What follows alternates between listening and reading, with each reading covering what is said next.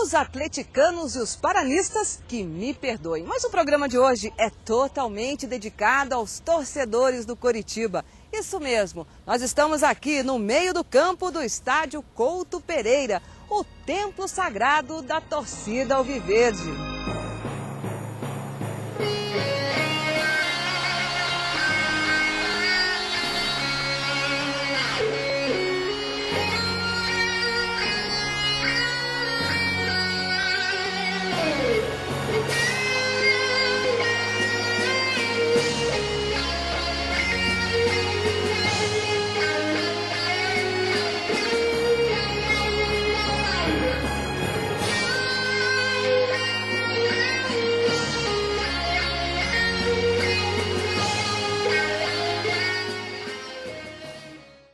Pois é, gente, é muita responsabilidade falar do estádio Couto Pereira. Afinal, ele pertence ao time mais antigo do Paraná. Um time com uma história cheia de emoções, cheia de altos e baixos, muitos sorrisos e também muitas lágrimas. E para conhecer um pouco mais da história desse clube, nós convidamos o Guilherme Straub, que é torcedor do Coritiba desde criancinha. Tudo bem, Guilherme? Tudo bem, Fernando. Bom, como é que essa paixão pelo time surgiu? Foi influência do pai, da mãe? De onde que veio isso? Não, do pai não. O pai acabou virando torcedor por minha causa, né? A influência do meu pai foi para ser pesquisador. A influência foi de meus tios, né? Que moravam num prédio, no mesmo bloco de apartamento, que começaram a me trazer, né? Coxa branca. Vamos já definir isso aqui de cara para quem está em casa, que todo mundo fala coxa branca. Por que coxa branca? Bom, no final da década de 30, o Coritiba era um clube que não era só de futebol. Tinha diversos esportes e um deles era atletismo. E existia um atleta chamado Hans Egon Breyer, que era corredor, né, conhecido inclusive, segundo lugar sul-americano de corrida, muito rápido. E ele treinava ao lado do estádio, ao lado do campo, enquanto os jogadores estavam treinando. E um gênio teve a ideia de tentar fazer com que ele jogasse futebol. E ele acabou se dando muito bem como zagueiro, foi um grande zagueiro. E em 1941, o filho de um dirigente atleticano, durante o Atletiba decisivo, começou a xingá-lo, era a época da guerra, da Segunda Guerra, começou a xingá-lo de alemão, quinta coluna, coxa branca, porque ele era alemão, né? Ele era alemão mesmo. E o Breyer ficou muito chateado, porque a própria torcida do Atlético pegou aquilo como mote para chincalhamento e tudo mais, e começou a usar isso como se fosse um apelido pejorativo, né? E durante um bom tempo assim foi. O Breyer, inclusive, abandonou o futebol, graças a essa tristeza dele. A nossa sorte é que o jogador que estava na categoria de aspirantes para substituí-lo era o Fedato, que foi o maior jogador da história do Coritiba. Bom, e aí a partir daí coxa branca virou, que era para ser pejorativo, acabou virando um orgulho aí para os torcedores. Demorou um pouquinho, na verdade. No final dos anos 60, quando o Coritiba começou novamente com um ciclo de vitórias, o torcedor assumiu esse apelido.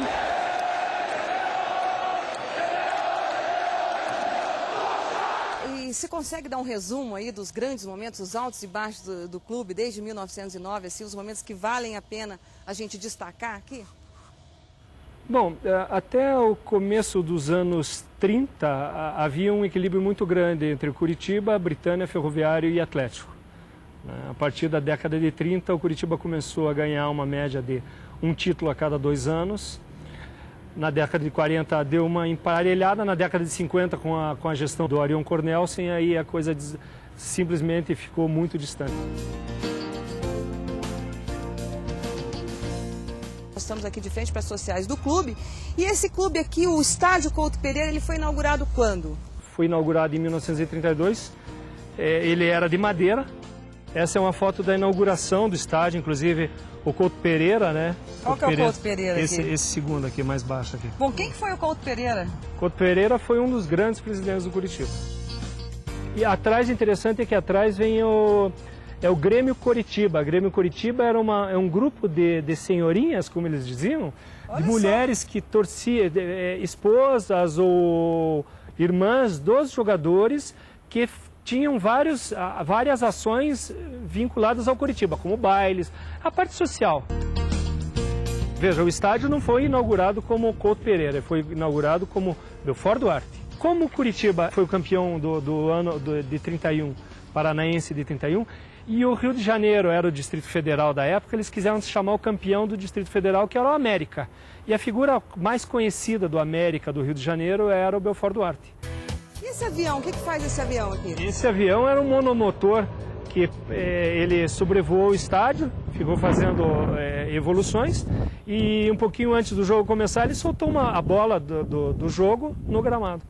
Oh, que chique, hein? Aqui é o seguinte, na parte de cima das sociais existia um platô, né, onde as delegações dos times de fora que vinham jogar com Curitiba eram convidados, né, provavelmente no sábado, no dia anterior, a tomar água. Como é que é? Tomar água. Naquela época era comum ofertar água, né? Não se tinha acesso tão fácil a café, a chocolate. Óbvio que os dirigentes eles tinham acesso a alguma coisa melhor, mas os jogadores ficavam tomando água e conversando. Bebiam água mesmo? Bebiam água. Em 1942, quando o estádio, quando foi colocados holofotes nos dois lados do estádio. Depois, logo em seguida, teve a primeira partida noturna de Curitiba, que diz que foi um evento mais comentado até do que a própria inauguração. Que aí as pessoas agora poderiam ter um programa noturno. E agora a gente vai para onde? O que você acha interessante mostrar aqui do estádio Couto Pereira? É difícil dizer, né? Tem muita coisa, muita coisa. A gente pode continuar falando da segunda fase, que é a fase em que o Arion Cornelsen pegou a presidência, né? E com o bolo esportivo e muitas promoções, ele ergueu esse estádio. Colocou abaixo, infelizmente, o estádio antigo e construiu um novo estádio.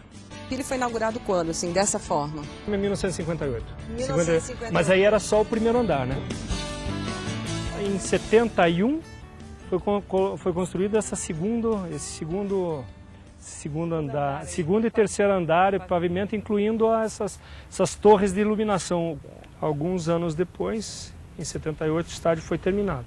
Como vocês conhecem. 78. Então, 78. o estádio que a gente conhece hoje aqui, que nós estamos aqui, foi no jogo da Seleção Paranaense. Ele foi inaugurado da forma como está em 1978. Isso, exatamente.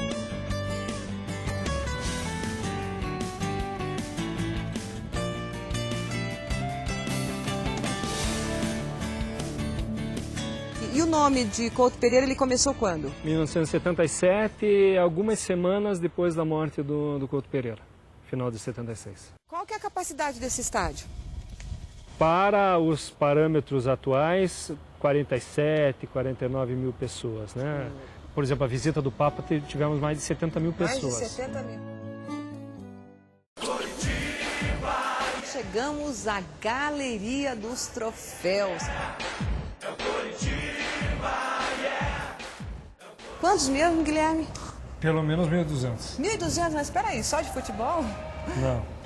O clube sempre, durante 30 ou 40 anos, tinha outros esportes, basquete, vôlei, corrida, tiro ao alvo, até ping-pong tinha. Né? Agora, aqui na galeria que fica dentro do estádio Couto Pereira, quantos troféus tem aqui? 75 troféus, os mais importantes. Os mais significativos. De futebol. E aqui são as primeiras conquistas que a gente vê aqui, desde o primeiro troféu ali em 1916. E aqui as décadas de 30 e 40.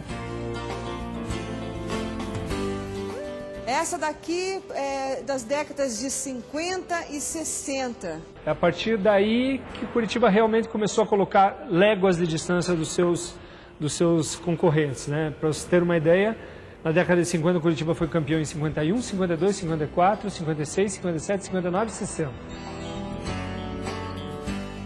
Olha só, campeão estadual 71, 72, 73, 74, 75, 76, 78, 79. Gente, na década de 70 só teve um ano que o Curitiba não foi campeão, que foi em 77, que eu estou vendo ali. Perdeu para quem em 77? Grêmio de Maringá. Grêmio de Maringá. Na decisão. Então quer dizer que foi vice em 77. E a gente vai chegar agora numa vitrine que está um grande showdown, um dos maiores orgulhos da torcida alviverde, que está aqui, olha, Taça de Ouro, Confederação Brasileira de Futebol, campeão brasileiro de 1985. Que momento é esse, hein, Guilherme? Fantástico. Maracanã lotado e o Curitiba estava lá ganhando nos pênaltis.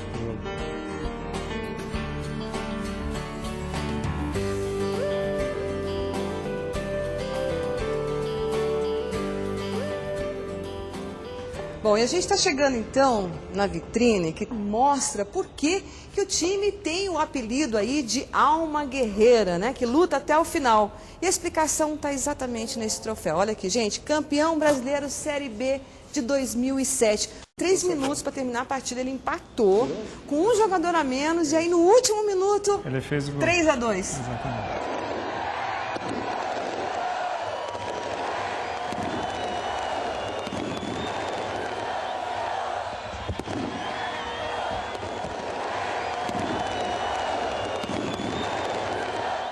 Significa para você estar aqui hoje, num dia de semana, não tem jogo, mas caminhando aqui no estádio Couto Pereira?